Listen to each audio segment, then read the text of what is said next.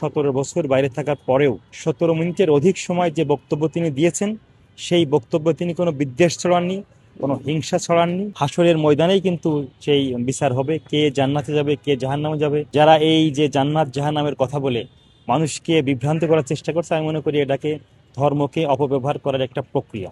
যে 4টি বিষয়ের উপর গণভোট অনুষ্ঠিত হবে সেখানে কিন্তু হ্যাঁ ভোট বা না ভোট থাকবে। প্রত্যেকেরই তো আমাদের বাংলাদেশের জনগণের প্রত্যেকের অধিকার আছে সকল বিষয় জেনে শুনে বুঝে কেউ হ্যাঁ ভোট দিতে পারে, কেউ না ভোট দিতে পারে। তো আমরা মনে করি যে 4টি বিষয়ে এর উপর হ্যাঁ ভোট বা না ভোট হবে, বাংলাদেশের জনগণ পড়ে বুঝে শুনে তারা তাদের সিদ্ধান্ত জানাবে। এই জনগণের সিদ্ধান্তই মানে জাতীয় নির্বাচনের দিনেই হ্যাঁ না ভোটের বিষয়ে পরবর্তী আমরা রেজাল্ট জানতে পারবো যে হ্যাঁ পক্ষে বেশি ভোট এসেছে নাকি না আর পক্ষে বেশি ভোট এসেছে। জনগণ তাদের সিদ্ধান্ত জেনে শুনে বুঝে জাতীয় নির্বাচনের দিনে কিন্তু জানাবে। আমরা সেই জন্য অপেক্ষা করব যে তার কি মতামত। বাংলাদেশের প্রত্যেকটি অঞ্চল থেকে প্রত্যেকটি প্রান্ত থেকে জনগণ হ্যাঁ ভোটের পক্ষে নাকি না ভোটের পক্ষে মতামত দেয়, সেই রেজাল্ট আমরা জানবো ইনশাল্লাহ। আমাদের প্রধান উপদেষ্টা তিনি স্পষ্ট করেছেন এবং এই বিষয়ে কিন্তু সিদ্ধান্ত অলরেডি এসেছে যে জাতীয় সংসদ নির্বাচনের দিনই গণভোট অনুষ্ঠিত হবে এবং সেখানে বাংলাদেশের জনগণ হ্যাঁ ভোট বা না ভোট প্রদান করবে। 4টি বিষয়ের উপর হ্যাঁ ভোট বা না ভোট হবে, তারা জেনে শুনে বুঝেই সেই ভোট প্রদান করবে, আমরা সেই প্রত্যাশা রাখছি। যেমন এটা তো আসলে বাংলাদেশের জনগণ সিদ্ধান্ত নেবে। মানে আপনার বিষয়ে আপনি সিদ্ধান্ত নেবেন, আমার বিষয়ে আমি সিদ্ধান্ত নিব। প্রত্যেকের সিদ্ধান্ত জানানোর জন্যই কিন্তু ভোট অনুষ্ঠিত হচ্ছে। তো সে ভোটের ফলাফলের ভিত্তিতে আমরা দেখতে পাবো যে আসলে কি হচ্ছে বা বাংলাদেশের জনগণ কোন দিকে বেশি সমর্থন দিচ্ছে, হ্যাঁ পক্ষে নাকি না পক্ষে, সেটা আমরা গণভোট অনুষ্ঠিত হওয়ার পরেই জানতে পারবো। সংখ্যাটা বেড়েছে কিন্তু ওনার কার্যক্রমের কারণে।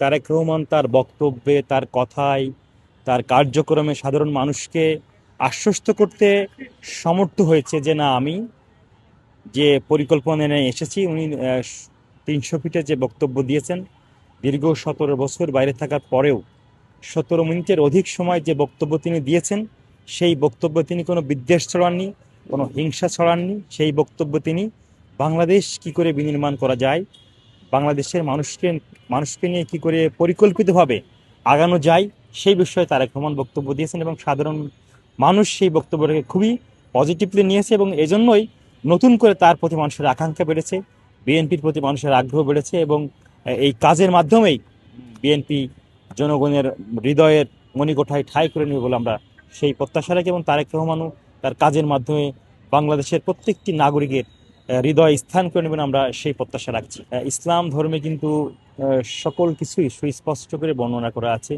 কিয়ামতের দিন আসলে কিন্তু হাসরের ময়দানে মহান আল্লাহ তাআলা কিন্তু নির্ধারণ করবেন কে তার প্রত্যেকের কর্মের ফল কিন্তু ওই দিনকেই হাসরের ময়দানেই কিন্তু সেই বিচার হবে, কে জান্নাতে যাবে কে জাহান্নামে যাবে।